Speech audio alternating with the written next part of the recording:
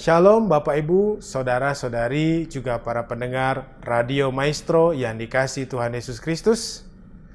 Bersama saya, Pendeta Suryaman. Hari ini kita akan merenungkan firman Tuhan dengan tema Bagaimana Menjadi Taat. Bacaan kita diambil dari surat Ibrani pasal 5 ayat 8 sampai dengan ayat yang ke-9. Surat Ibrani pasal 5 ayat 8 sampai dengan ayat yang ke-9 bunyinya demikian. Dan sekalipun ia adalah anak, ia telah belajar menjadi taat dari apa yang telah dideritanya. Dan sesudah ia mencapai kesempurnaannya, ia menjadi pokok keselamatan yang abadi bagi semua orang yang taat kepadanya. Bapak, Ibu yang dikasihi Tuhan Yesus Kristus, dan juga para pendengar Radio Maestro, ada satu kompi pasukan Angkatan Darat yang sedang dipersiapkan untuk berangkat ke medan pertempuran. Sang komandan kompi, mempersiapkan pasukannya dengan melatih 3 jenis gerakan. Gerakan yang pertama, aba-abanya siap. Jadi ketika komandan mengatakan siap, posisi badan prajurit semuanya tegak berdiri sempurna. Gerakan yang kedua, komandan memberikan aba-aba siaga. Ketika aba-aba siaga disampaikan, maka posisi badan prajurit berlutut setengah kaki sambil membidik dan siap menembak. Gerakan yang ketiga, aba-abanya tiarap.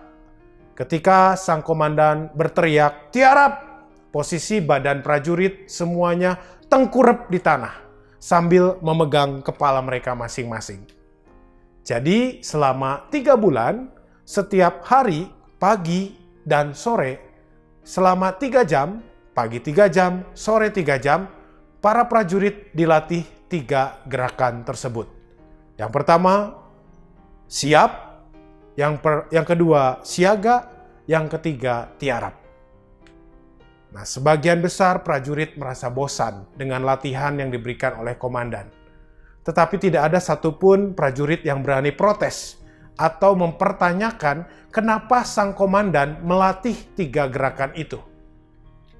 Nah, saat para prajurit berada di medan pertempuran, kompi tersebut ditugaskan melakukan patroli di perbatasan negara.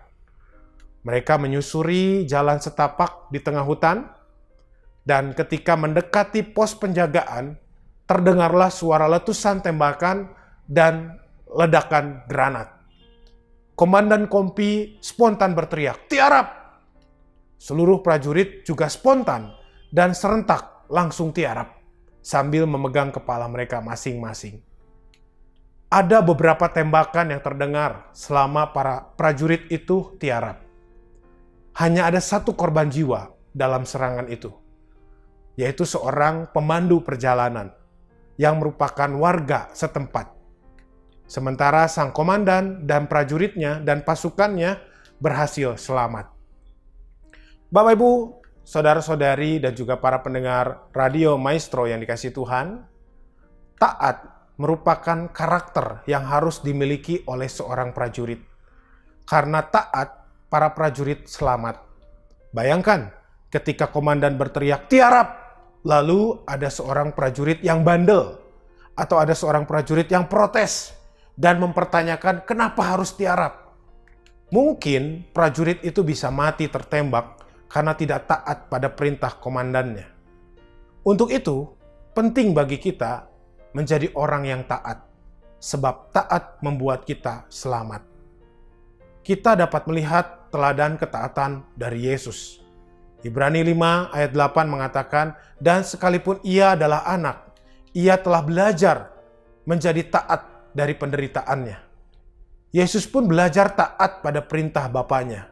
Sekalipun dalam kondisi yang penuh penderitaan, Yesus tidak sedikit pun menyimpang dari perintah Sang Bapa. Yesus dengan penuh kesadaran memilih untuk melakukan kehendak Bapa, meskipun ketaatan Yesus berujung pada kematian di atas salib. Tetapi ketaatan Yesus membawa keselamatan bagi seluruh dunia, termasuk kita semua. Kini kita pun dipanggil untuk menjadi orang yang taat kepada Yesus. Nah, bagaimana menjadi orang taat? Yang pertama, taat itu butuh latihan. Ketaatan tidak terjadi dalam 1 atau 2 hari. Ketaatan tidak terbentuk dalam waktu singkat atau sekejap. Ketaatan harus dilatih, dibiasakan, dan dijadikan gaya hidup hingga pada akhirnya menjadi karakter. Yesus belajar taat. Artinya, Yesus juga melatih diri dan membiasakan diri untuk taat pada kehendak Bapa. Yang kedua, taat butuh pengorbanan. Taat menuntut keberanian dan kerelaan untuk berkorban. Yesus sendiri rela menderita, bahkan rela mengorbankan nyawanya dalam rangka menyatakan ketaatan kepada kehendak Bapa, agar seluruh dunia dan seisinya beroleh keselamatan. Yang ketiga, taat butuh kerendahan hati. Taat harus dimulai dengan kerendahan hati. Bersedia menerima orang lain yang lemah, yang tidak berdaya, dan yang dipandang rendah. Yesus bersedia menerima kita sebagai manusia yang lemah dan tidak berdaya, bahkan hina karena dosa. Sekalipun ia adalah anak Allah, sang anak Allah itu mau merendahkan diri menjadi manusia, bahkan menderita bagi manusia. Yang keempat, taat itu butuh kesabaran. Ketaatan butuh dilatih dan dibiasakan. Itu berarti ketaatan juga butuh waktu, butuh proses, dan butuh kesabaran. Yesus sendiri bersabar dalam menjalankan kehendak Bapanya. Yesus membutuhkan waktu dari seorang bayi hingga menjadi seorang dewasa agar menjadi manusia yang seutuhnya.